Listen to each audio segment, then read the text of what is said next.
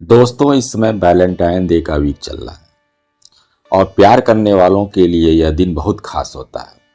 वैसे जब प्रेम की बात हो तो राधा कृष्ण का प्रेम और माता पार्वती और भगवान शिव की प्रेम कथा की बात न की जाए तो अधूरी ही रहती। ऐसे प्यार की कई परिभाषा है। प्यार न सिर्फ प्रेमी जोड़े बल्कि हर रिश्ते में बहुत मायने रखता है।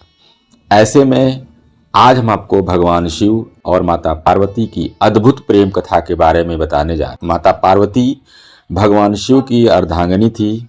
शिव और पार्वती के जैसे वैवाहिक जीवन की कामना तो हर कोई करता है।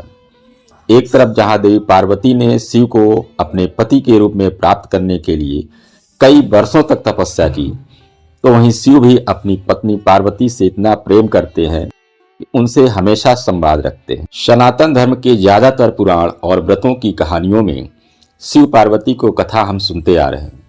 शिव ऐसे पति हैं जो अपनी पत्नी को सबसे अधिक समय देते हैं।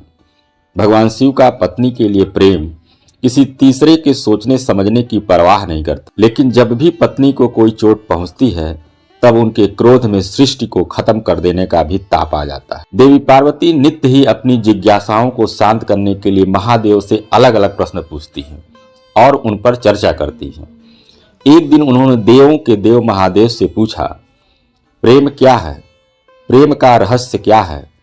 इसका वास्तविक स्वरूप क्या है और इसका भविष्य क्या है? माता पार्वती द्वारा प्रेम से जुड़े इन सवालों को सुनने के बाद महादेव ने कहा, प्रेम के बारे में तुम पूछ रही हो पार्वती। प्रेम के अनेकों रूप को तुमने ही उजागर किए हैं। तुमसे ही प्रेम की अनेक अनुभूतियां हुई। तुम्हारे प्रश्न में ही तुम्हारा उत्तर निहित है। फिर शिव की बातें सुनकर माता पार्वती ने कहा, क्या इन विभिन्न अनुभूतियों की अभिव्यक्ति संभव है?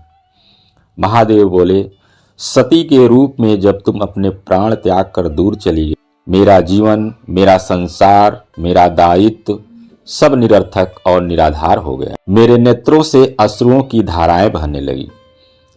तब फिर महादेव ने कहा, अपने से दूर कर तुमने मुझे मुझसे ही दूर कर दिया था पार्वती। तुम्हारे अभाव में मेरे अधूरेपन की अति से इस सृष्टि का अपूर्ण हो जाना, यही तो प्रेम है।